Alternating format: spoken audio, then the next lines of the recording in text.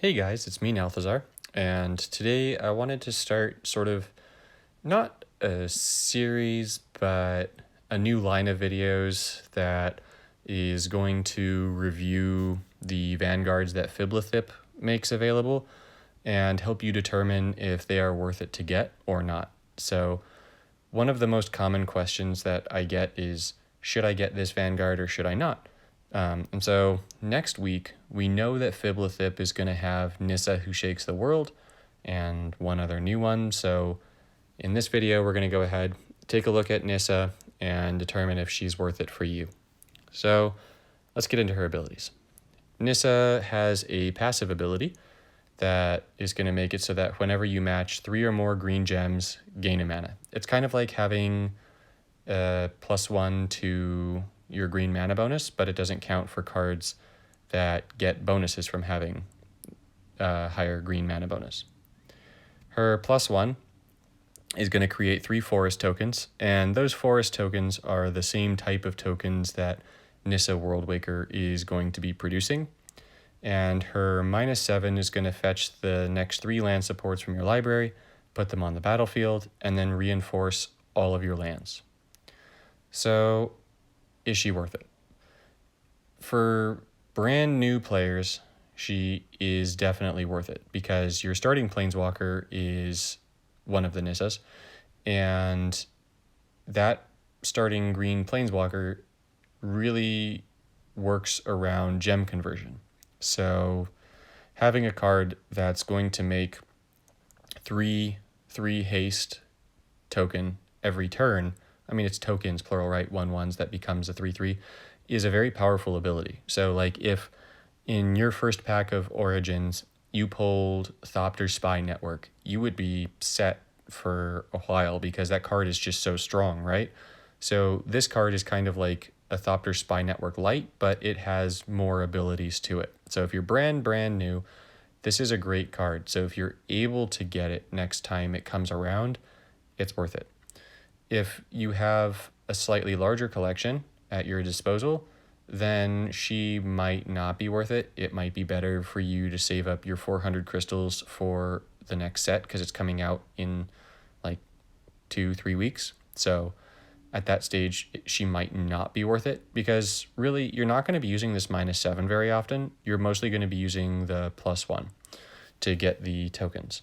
And so her usefulness, she's definitely useful, but her usefulness is predicated on either you're going up against weaker competition or you have the other cards that really shine when paired up with her. So if you don't have the cards that I'm about to show, then she's probably not worth it for you, right? Unless you're like brand spanking new. So those cards are Path of Discovery. This is going to make it so that every time you use your +1, you're going to also convert 6 gems to green because of the Explore. And so that's really great for mana conversion. It's going to make it so that you can use her +1 to just fill your hand up with mana in addition to getting all those tokens. You will also want her if you have Omnath. Omnath is a great card. It actually is either on sale right now or it was just on sale for $15, which I think is quite a lot for getting a mythic, but it's a really good card. And so if you did get it, or maybe you've gotten it in a pack, so this card is going to deal damage upon entering the battlefield to target opposing creature or player. And so with the Nissa Vanguard out, you're making 3 elementals per turn. And so that's going to fill up a lot of elemental reinforcements on the board pretty quickly. And so it's going to make it so that Omnath is going to do a ton of direct damage. And so if you have ways of getting Omnath on the battlefield repeatedly, and you should have something like Court of Calling because that's an event reward, then this gets even better. And not only does Omnath synergize well with the +1 ability for the forest tokens, but if you look at the bottom half of Omnath, whenever a land support enters the battlefield under your control, your first elemental gets +3/+3.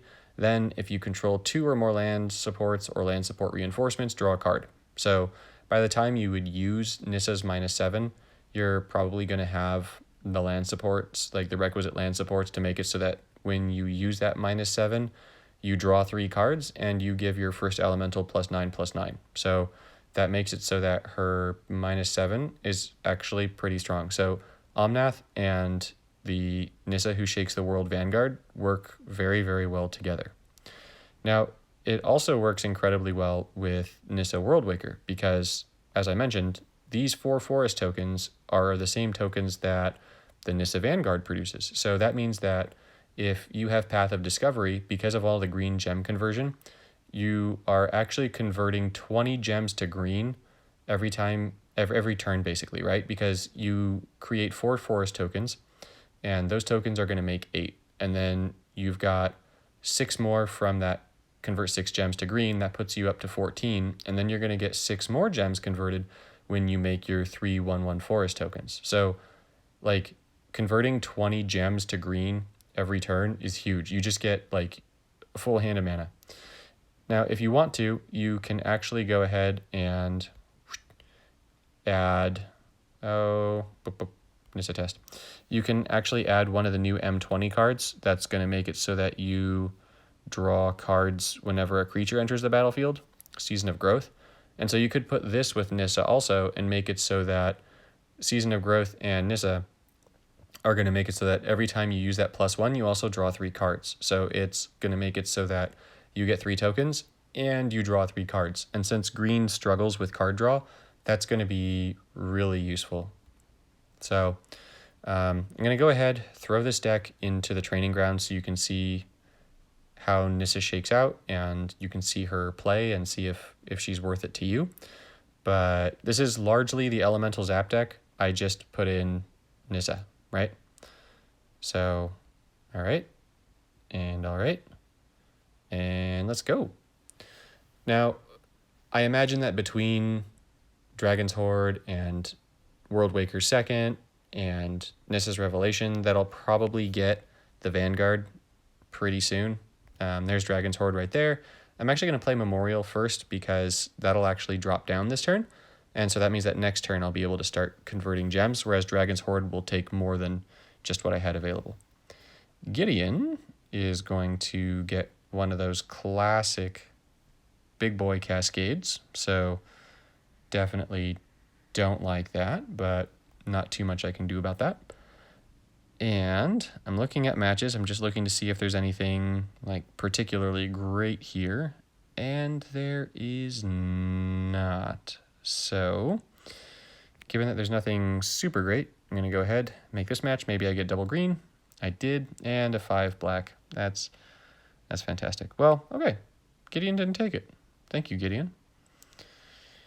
Now the Dragon's Horde is going to go ahead and be really nice and start activating card draw gems. So you see on the bottom right, there's a blue card draw gem. And let's see, what are we at? 6. So I'll risk playing the Path of Discovery. So there's Nissa. Perfect. So as I said, with the different card draw features, we'll probably get the Nissa. So there's our first Nissa and our second Nissa.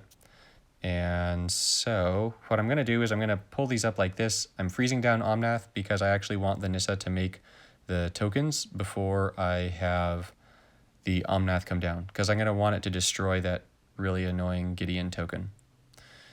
So that's going to guarantee that Nissa comes down. I've already got Path of Discovery down, although I believe that it's the support at 1 shield on the bottom right, I think, right? Yeah, it is. Okay, so I definitely want to play this other one. And so now here you get to see it be a little bit whack. Now I'm going to play these tokens first, right? The +1. So I'm going to play these tokens first, and then I'm going to go ahead and play my first. Now, in the event that you didn't know, if you look at the very bottom of Nissa here, you'll see that there's a little passive sign. There's a +1 and a -7. I'm just going to tap that +1.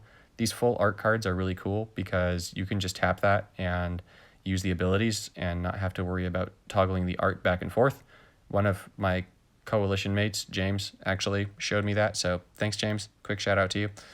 And let's go ahead and put these like this and keep it going. So I know that I have a 5 match and I could go ahead and make that 5 match, but I don't have enough elemental tokens down to make it so that Omnath is a big enough bomb.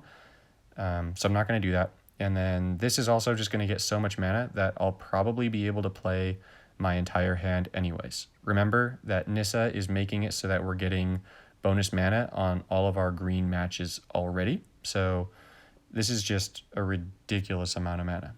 And this, I mean, you see how my hand is full? Like, this is going to happen basically every single turn. And that's just part of what makes this deck so incredibly crazy with Nissa, right? And that's what makes Nissa so crazy. So, gonna go ahead, do that.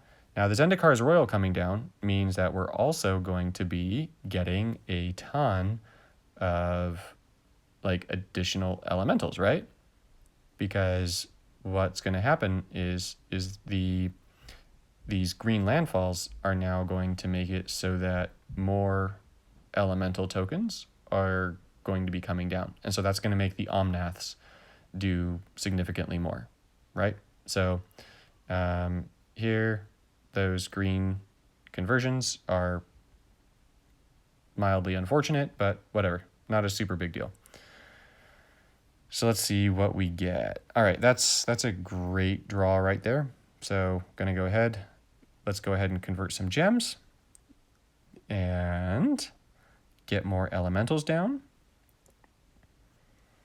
Looking at what's down, I don't think that's okay. So the Zendikar's Royal got destroyed upon entry, so it's too bad, but it's not the greatest tragedy in the world. I'm looking at what else is here. I'm going to go ahead and use my first. Now, if you're wondering why is it that I'm using the first ability, the third ability for Nissa does not trigger Path of Discovery. So you can't get Path of Discovery triggers off of that third, and I do not like that. So I'm looking what's here. This is fantastic. This means that we get another Path of Discovery. We're going to get another Zendikar's Royal. We want both of those.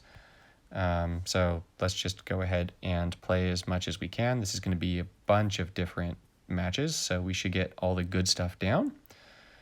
And yeah, so you'll see that I'm already building up these tokens pretty quickly. Even if you're playing against a deck that has really heavy removal, it really doesn't matter because you are just making so many tokens and you're getting so much mana that there's really not very much your opponent can do in the standard setting right now. So this deck can work just fine without the Nissa Vanguard, but she makes it so much more consistent. Like, she makes it so much better. I mean, just look at how much mana the deck is gaining right now. It's ridiculous. So here I'm going to actually use my second. I'm using my second ability, that World Wake ability, because I want more card draw. And so I'm going to be getting bonus cards, bonus elemental tokens from those anyways. And since Path of Discovery is down, these three are going to be getting us more mana, which is great, a ton more mana for that matter. So you'll see that a bunch more tokens are actually going to drop this turn. So I'm just looking at the battlefield right now. I'm going to see, this is for a Dragon's Horde. I don't actually need those cards right now because I just used the second. So this is going to make 2 more tokens. 1 and 2. And then that is going to make 2 more tokens. And 2 more tokens. And next turn's Killer Instinct is going to make it so that the Omnath just comes in and flat out kills Gideon if I so choose to hit him with it. Because there are 22 reinforcements. So if you factor in the original one, that's 24, right? So the Omnath should be hitting for 24 this turn to the face. It doesn't say. I could look at the battle log. But yeah, so that's the support in action. It's very strong for controlling tempo, especially with Nissa Worldwaker. However, it is a pretty niche card. So if you want to have fun with it with a deck like this, then totally get it. It's really strong. Like it's a really, really strong card in the same way that Thopter Spy Network is, but it's green. It has a lot of synergy with a lot of other cards, but if you don't have those cards, you're probably fine passing on it and just saving your resources for Eldraine. So hopefully this helped you determine if you want to get Nissa next week or not, and I hope to see you in the next one.